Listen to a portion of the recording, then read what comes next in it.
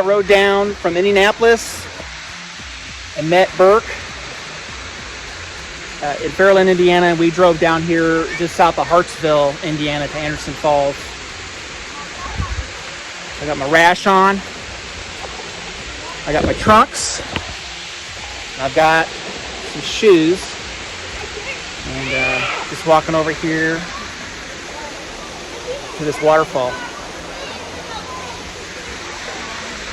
Ride out was really good today. Really beautiful. Very peaceful. It's exactly the type of riding I like. No cars around us, and just going down the beautiful country roads, 50, 55 miles an hour, going past the old American four-square homes, the brick houses, the old farmhouses. Absolutely gorgeous. So it looks like Burke's trying to get in over there, back here. See how he does. So I'm getting into the splash pool, I guess, and it's just below waist deep. So I'm making my way over to the waterfall.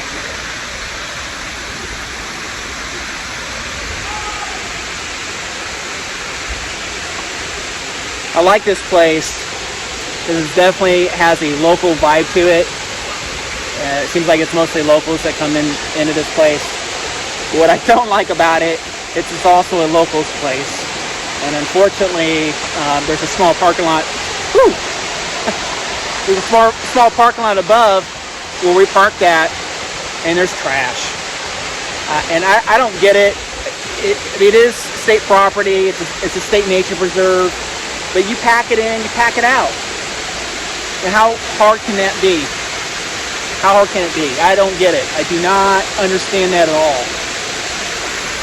So, making my way here.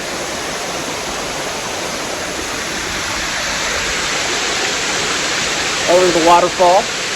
And I'm going to go ahead and sit below this waterfall. This is the third time I've been here. And the ride out from Indy is an hour and a half to 2 hours. And I got all the way down to Hope, Indiana, and didn't even get on reserve fuel-wise. So not a bad deal. And we are.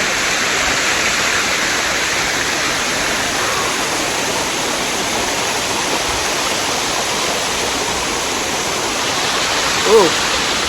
I wish I had my. I'm filming this on my phone, so I don't have my GoPro. I do have it. It's just dead on batteries, unfortunately. So I'm just sitting out here with no GoPro, just my cell phone. But that is what it is. Sometimes we work with the armor we got, not the armor we want. Okay.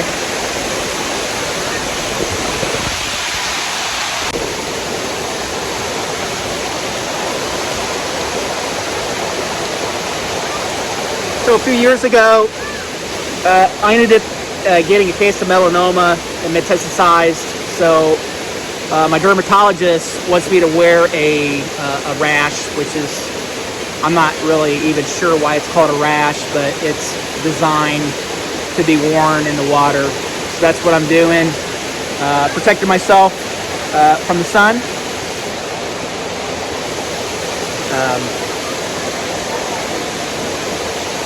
That was a long, hard battle of being sick for about a year. I was on interferon. So I always try to cover up when I'm outside, wearing something over either on my skin or using some type of sunblock.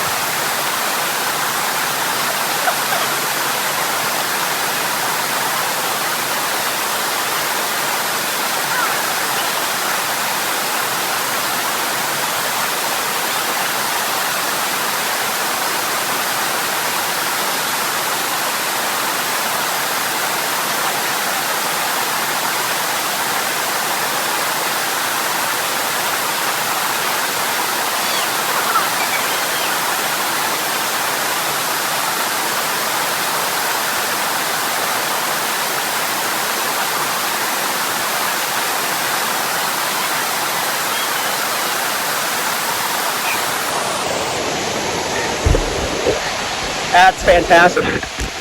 So there are, there's a small family here, and it looks like Burke is back here, right back here, and that's it. It's the only people that are here enjoying the waterfall. It could probably be a little bit warmer out today. It looks like there's some folks on top of it here. Up there somewhere, right there.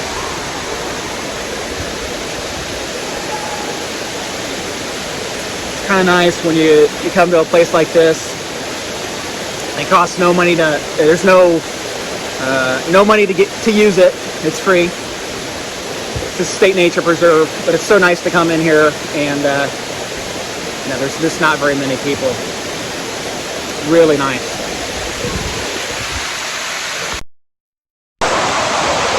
There we go. We're recording now. All right. We're live. We're live. Burke Sandman. Anderson Falls. Burke Sandman. Salmon Brothers, Shelbyville. Sandman Vespa. Vespa Shelbyville. John Gick, world-renowned Vespa guru. Just the guy that lives in Indianapolis. Work on old Vespas in my spare time. Moonlight. So I don't really do it as a full-time deal, but just when I can, when I have time. Yep. So tell me about the ride down today. Oh, we started in Fairland, and we came down through Marietta, and then into Hope. We got some gas in Hope, and then we took off down through here, just over by Hartsville. I think we went through Flat Rock a little bit. Flat Rock. Yeah. This looks a lot like the Flat Rock River.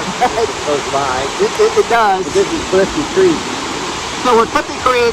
We're on a state property. It's a state nature preserve. Anderson Falls. This is my third time being here. Second time riding to this location. It's about, from Indianapolis, about an hour and a half to 2 hours to get here.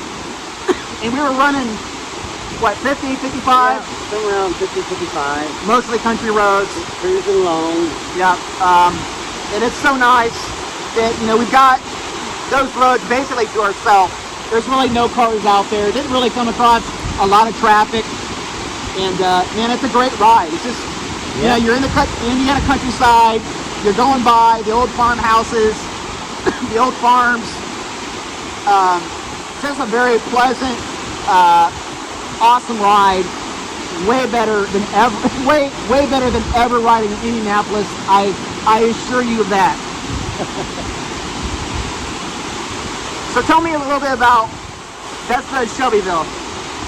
Okay, well, I think Vespa's getting more popular than ever now with the gas prices, but I started playing with the old Vespas like John likes back in '97, hanging out with some guys and going to some swap meets, and then I bought an old Mustang motorcycle, and I played around with that. It looked like a miniature Harley, really cool, and I really wasn't into the Vespas as much back then. I was just a kid, and these look cooler. But I came across a Vespa that had a sidecar, and I was like, man, that is cool. Yeah. And so I ended up taking it home with me, and then, then I just decided in 2005 that I might want to sell new Vespas because we have a car dealership, and I like the old scooters. And I'm like, no one else is doing it, so that's how it started. So and now it's like 17 years later. I remember, was it 2008? Yeah. That everyone and their dad had a Vespa dealership. Oh yeah. They put me in. There wasn't any dealers, and they said, oh yeah, we'll let you know if we're going to put any more in. Well, they didn't ever let me know, and they put 5 other ones in. And there were people that had a Vespa dealership that probably had no business. Yeah, you could buy 25 bikes when you were a dealer. Right. They didn't have the passion. Yeah, and they didn't really ride. They never rode them. It was just. It was a widget, wasn't it? It was just one hand out the other. Sell. Yeah. They were trying to put them in car dealerships. Well, they didn't put it in our store. I called them and asked them. So it was a different deal, and I didn't do it because I like it. I wouldn't have to sell them. We got car dealerships. We got plenty of things to do, but they're just been fun. And all the people are really neat. And now I can't get enough of them. You're the only dealer in Indiana? Yeah, I'm the only one in Indiana. I have been for about 5 or 6 years, and it's, you know, it's steady. I really need a full-time mechanic, somebody that really could help me out, because I'm doing the body shop and the Vespas, but I'm doing the best I can with that. So. Was Steve City the other? Did Mike have the dealership? Was he the last last one before you? Well, see, me and Mike talked about Vespa, and I told him I was going to do it. He's like, "Oh, I don't know, man. You probably never sell any. They're too expensive." I said, "Right, well, I'll try." I did about 6 months, and then he signed up. And we never had any words because we're kind of far enough away from each other. Yeah. We stayed friends, but they came about 5 years ago and said, "We want you to have a full represented stock." And that means about 20 to 25 units, and he didn't want to do that and didn't have the room to do it because he has a bunch of other stuff. Oh yeah. So he passed, and then the other guys all gave up because they couldn't even sell their inventory. So yeah, it's kind of tough. You gotta like it. It's not like just selling a car and get somebody to see. Right. I mean, you're trying to sell a Vespa.